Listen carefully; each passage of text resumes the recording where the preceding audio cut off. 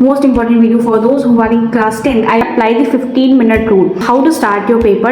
So hey, hi everyone, welcome back to another video. My name is Silvi and this video is going to be the most important video for those who are in class 10th. I wish I had known all these tips and tricks that I am going to share with you for your maths exam. As you know, your maths board exam is of 10 of mark.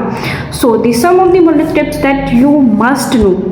I wish I had known, so मेरा भी paper और अच्छा जाता, but I am sharing with you, so don't miss out and watch this whole video. So the first thing to remember in your exam is the time management, because time management is very much important in every exam and maths is one of the time consuming, जिसमें से जैसे आपको बहुत से question आते हैं but these are the time consuming, उसमें से आपको नहीं समझ में कौन सा मेथड लगाए, जैसे आप उसमें श्योर नहीं है क्वेश्चन में, तो इसके लिए आपको क्या करना है. So firstly apply the 15-minute rule, जो आपको सबसे पहले मिलता है 15-minute time that you get 15 minutes reading time. Don't waste it, utilize it very wisely.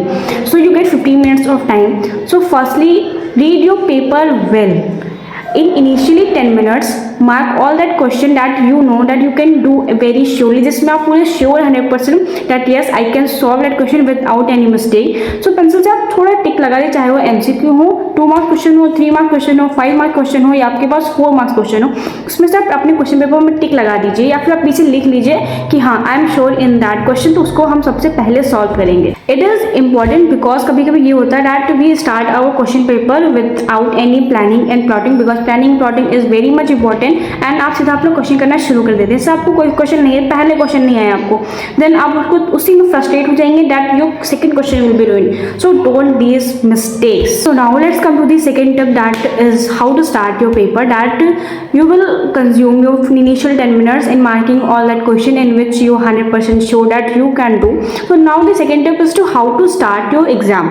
तो सबसे पहले तो है start with always start with section B, because section 1 जो आपको होता है MCQ that is the short question, ज़्यादा टाइम नहीं लगता, अगर आप लास्ट में 20 मिनट्स दे रहे हैं then वो आपका हो जाता है. But always start with section B and never do the mistake by starting from the section D, because sometimes the section B questions are some of the toughest and थोड़े से वो क्वेश्चन पढ़ जाते हैं and that is the time consuming. So always start with section B.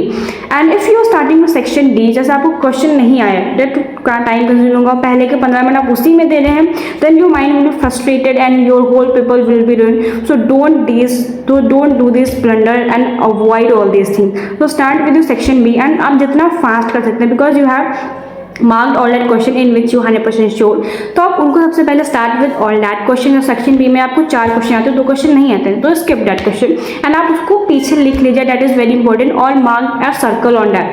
अब pencil circle लगा सकते हैं, टीचर इतना नहीं कहते हैं, अगर आप अवॉइड है तो लास्ट पेज में लिख लीजिए आई हैव स्किप्ड 25 क्वेश्चन 1 और क्वेश्चन 3, that is important, जिसमें आप भूले ना. And now we are coming to the division of the time. कैसे डिवाइड करते हैं टाइम को. As you have 3 hours and 15 minutes, जो पहले के 10 मिनट से वो आपको वाइजली ही यूज़ करना है. Mark all that question that are important.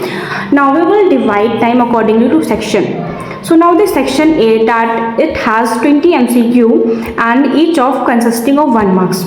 So अगर आप इसको 20 मिनट्स दे रहे हैं तो वो आपको हो जाएगा, लेकिन always do it in the last.